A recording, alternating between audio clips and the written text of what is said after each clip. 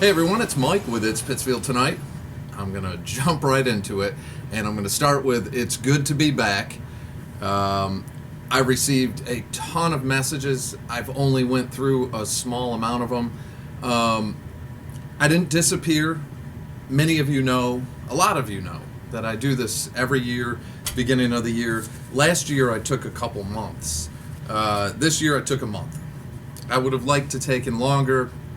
This now that we're in 2021, it's a political year for Pittsfield, and it's going to be a busy year. But anyways, I'm back, so good to be back. Snow, lots of snow,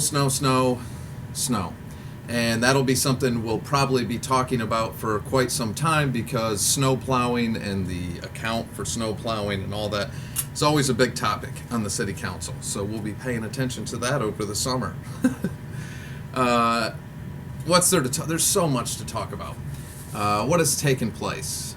The licensing board meeting took place for City Councilor Yuki Cohen, who owns Methuselah's.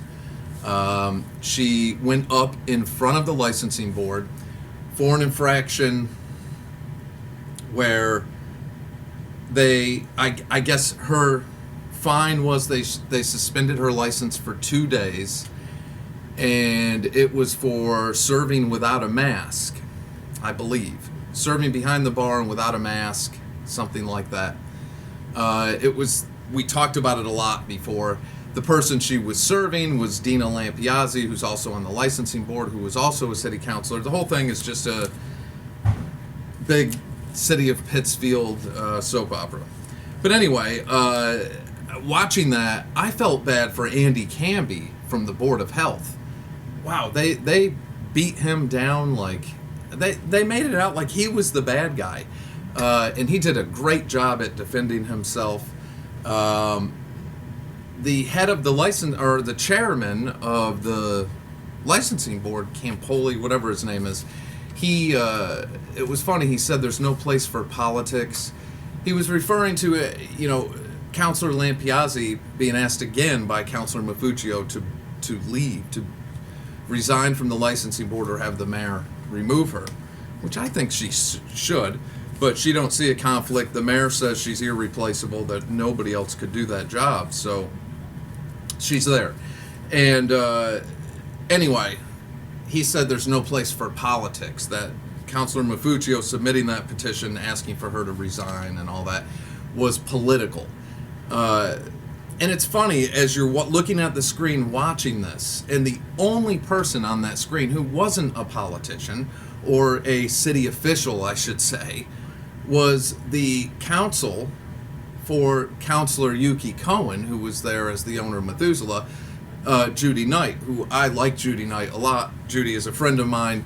It was good to see her. But even Judy is a political figure. I mean, she's run for DA a couple times, but anyway, the whole thing is just like, there's the problem. So when Councilor Lampiazzi, when it goes back to her, there's the conflict of interest that she said, to her opponent when she ran for the city council, when he mentioned the licensing board, when she said there would be no conflict of interest, and she challenged her opponent to present one. Well, here is one, and there's been a few. So anyway, that happened. Cell Tower, Ward 4, that's been discussed over and over and over. Finally, Courtney Gilardi, who is running for Ward 4 City Council seat, who I like Courtney a lot, has brought so much attention to this, and man, she is a go-getter. She is not going to stop, and she shouldn't, for the way the people in Ward 4 were treated. But that finally, and it's a political year, some of the counselors, I guess they referred it back to the Board of Health, maybe? I'll have to look into that. Or maybe Community Development. I don't know where it went. But every council meeting, the public speaking segment is flooded with calls from this last one, professionals on this issue from all over the country. Courtney Gilardi does an amazing job. She's a go-getter. She's organized this whole thing. So anyway, that finally is getting referred back to another board. It's probably Community Development, and we'll see where this goes. Councilor Lampiazzi during that meeting said something funny, which was, we need to look in, because there's people saying that, there's health effects, which there very well could be health effects from this. And she's saying we need to look into that with Pittsfield's history. I thought, what is she talking about with Pittsfield's history? Is she referring to General Electric? I don't know if she's from here or anyway. I wasn't quite sure what she was talking about. If there was a history of cell towers or anyway, it was that was brought up. So pay attention to that. That's been at the forefront and will stay there. Another big thing that I thought was kind of ridiculous is our city clerk Michelle Benjamin brought a petition forward. She wants to cap city council meetings at 4 hours. That's insane. That's part of their job. They're saying, oh, they can be more productive, they can do this. No. You have sessions, I mean, you even see it in Washington in Congress, where they go all night. I mean, that's part of what happens. That's part of the job. That's absolutely ridiculous. If anyone goes along with that, that's insanity. I mean, that's part of the job. I can't, there's no more I can say. Some council meetings might end up being 2 hours. Some council meetings might end up being 7 hours. It's going to happen. It depends what's on the agenda. You know ahead of time what's on the agenda, so prepare for it. Prepare ahead of time. I mean, if anybody knows, it is the city clerk. I mean, she's the one who's putting the agenda together. So, anyways, that's ridiculous. I hope that they don't even consider putting that through. Plus, they want to move them back to 6 p.m. I mean, come on. Just leave it where it is, 7 p.m. This is how it works. If you can't do it, well, then don't run this year. One of the other things mentioned at the last council meeting, Matt Kerwood, $128,000 bond anticipation note.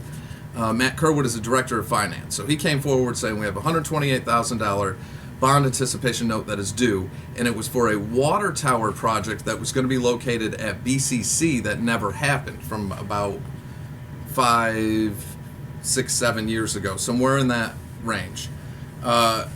Councilor Connell and Councilor Morandi were trying to ask, how did we spend $128,000 on a project that never happened? How did we get that far in debt on something? It was crazy. I mean, Matt Kerwood had a few different answers. First, he said he didn't know. There were things that happened.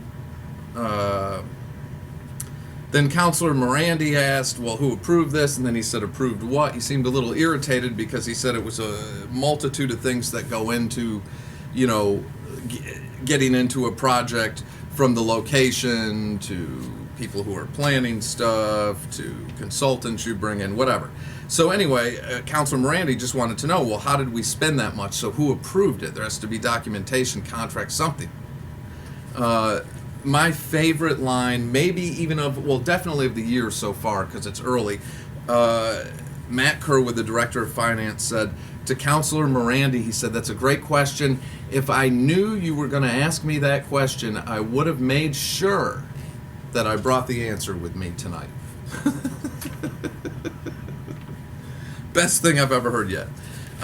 When councilors vote, please say yes or aye. No more yeah or yup or yay. Just yes or aye. Why? I hate when I hear yup or yeah. Yeah. It's disrespectful. Anyways, this is an election year. We'll be going over that a lot in a video to come up. Remember, we've got a council meeting coming up tonight. So there'll be more video. I'm back. So anyway, there'll be another video tomorrow or the day after. Councilor Mafuccio had a petition to remove Councilor Marchetti from the council, which then he asked to, I think, file. It was kind of crazy. He was saying that, this whole cliques and favoritism and all this stuff going on, and I don't know. It's been a crazy year on the council because it's all been through Zoom. So I hope they end that nonsense soon. Anyways, they're trying to preach unity now. Councilor Persip, he surprised me. He did, because he surprised me by saying that he even accepted responsibility for going after Councilor Connell, trying to have him removed from the council. And he said that maybe he was responsible for something like that. And that, anyways, it was very interesting because everyone's asking for unity now. But because what's happening is every council meeting lately, there's been petitions to remove somebody from the council or to remove the mayor or to remove somebody, which, you know, it's crazy. It's so much drama. Maybe they should all be removed. But that's where we're at. So Councilor Morandi also had a petition to remove the bike lanes. That got referred to another commission that happened yesterday, I believe, and that is not going to go through. Nick Russo, who is running for Morandi's seat in Ward 2 this year, he's the one responsible or behind this whole project, or the coordinator for what's going on North Street. I really don't, there's so much to talk about with that. There really is. I get the intentions. I would have to see myself proof that shows, even with our geography here, with our climate here, where half the year, you know, a lot of people 4 to 6 months of the year, you're not riding bicycles. You have weather like we have right now, where you need open road space. I would just like to see where these bicycle lanes that so many people are freaked out by, if there's some kind of data that's showing that there's this plan that's going to drive people in, maybe Milltown's cooking something up where they're going to sponsor the first ever, you know, tour to Pittsfield, something like that. I don't know if there's some reason we really need these and it's top priority, or they need to be like they are. There's no changing them. This is it. You know, I don't know. These bike lanes need to be talked about for sure. But anyways, Nick Russo, who's the coordinator of their project, is running for Ward 2. I'll try to reach out to Nick again. I've talked to him in the past through Messenger, but not since he has announced any of his run. Pay-as-you-throw trash is another huge topic we'll be talking about. That's Councilors Persip, White, and Marchetti, I believe, who are pushing that one, the pay-as-you-throw trash, so we'll get into that more. The mayor did her State of the City address, and it was good. And look, I'm not trying to come back and start the year with bashing the mayor at all. It was a good thing, and look, she's preaching unity. It sounds like there's some good things in the works. Milltown, maybe they're working with the mayor. It's amazing the money they've spent and the things they're doing, and I'll talk about that. I hope to get an interview with somebody from there. But she said, you know, a lot of good stuff, including that there was a possible new tenant in the works for North Street that would add a unique amenity.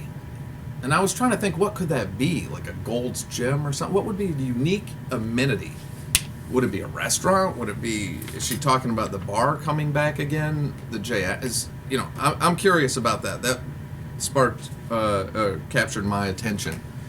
So anyway, she mentioned that, but one of the things she mentioned that bothered me, she talked about what happened with the St. Joe's Shelter abrupt closing last year, and she said that broke her heart, and she don't know how that happened or something. That freaked me out.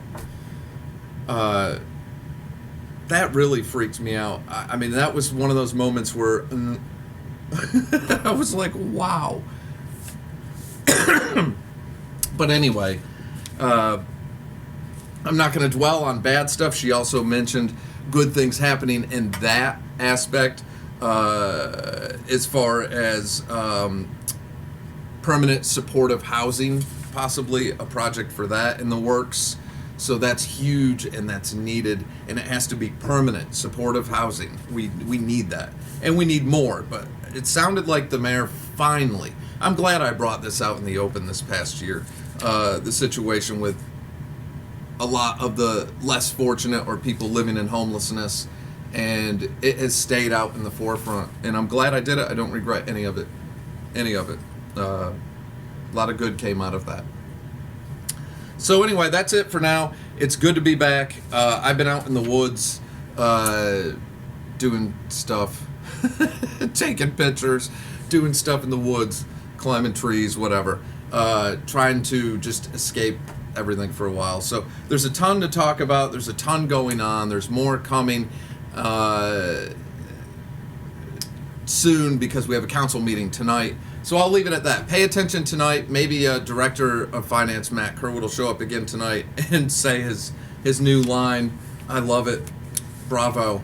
If I knew you were going to ask that question, I definitely would have made sure I brought that answer with me tonight. That was spin at its finest. He's good at that. That guy should be selling cars. So, although he probably wouldn't make as much money. Anyway, that's it for now. I'll be back in the next day or two. So it's good to be back. I'll try to get to all the messages. Run for council. And again, I'll be getting back to everybody.